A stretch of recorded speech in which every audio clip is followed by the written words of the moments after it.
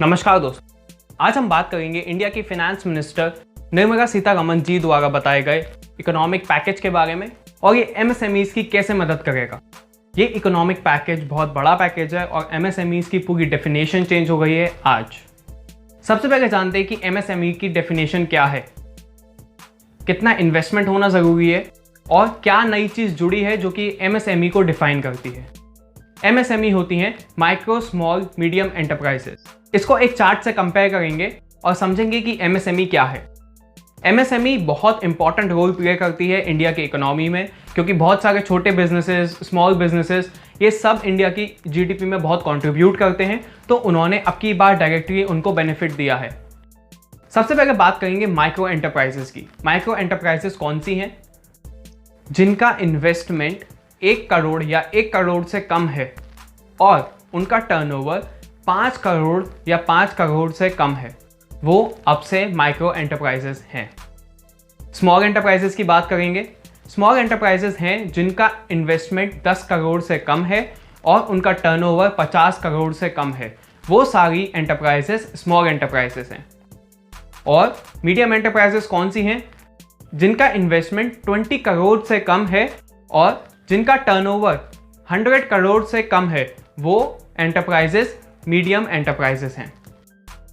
MSMEs को 3 लाख करोड़ का loan देने की बात की है, जिसमें कि आपको 12 महीने तक कोई रीपेमेंट नहीं करना है और लोन का मैक्सिमम टाइम होगा 4 साल।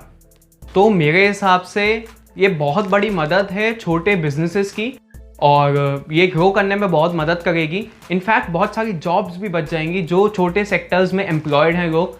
तो आप मुझे कमेंट सेक्शन में बताइए कि आपका पॉइंट ऑफ व्यू क्या है। मेरे ओपिनियन से तो बहुत मदद होगी छोटे बिजनेसेस की। अब नेक्स्ट पॉइंट की बात करते हैं। ये प्रोविडेंट फंड से रिलेटेड है।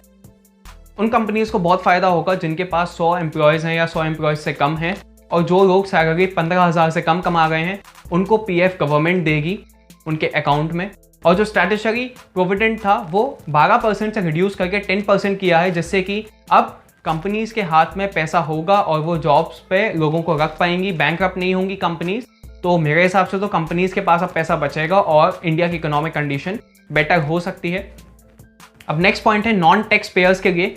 नॉन टैक्स पेयर्स के लिए बहुत बेनिफिशियल बात है। जो उनकी सैलरी में से टीडीएस कटता था वो रिड्यूस हो गया है, उसको 25% तक कम कर दिया है।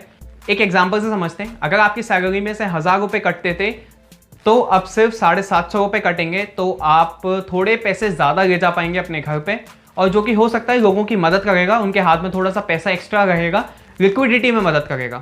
अब चलते हैं नेक्स्ट पॉइंट की तरफ। उन कंपनीज के लिए बहुत बड़ा फायदा होगा जो कि गवर्नमेंट टेंडर्स में डील करती थी। अगर आप गवर्नमेंट टेंडर्स में डील करते हैं तो आपको भी बहुत फायदा होने वाला है, क्योंकि 200 करोड़ तक के गवर्नमेंट टेंडर्स अब ग्लोबली नहीं जाएंगे, वो इंडिया में ही रहेंगे और इंडिया के लोग ही उन टेंडर्स को पूरा करेंगे।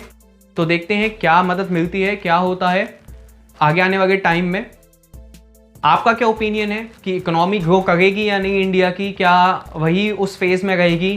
क्या होगा? क्या दिक्कतें आएंगी? आप मुझे अपना ओपिनियन बता सकते हैं कमेंट सेक्शन में। तो कमेंट सेक्शन में कमेंट जरूर कीजिएगा, वीडियो को लाइक कीजिएगा अगर आपको मेरी वीडियो पसंद आई है, और चैनल को प्लीज़ सब्सक्राइब कीजिएगा। मैं ऐसे बिजनेस रिलेटेड अपडेट्स लाता रहूँगा। Thank you so much for watching this video.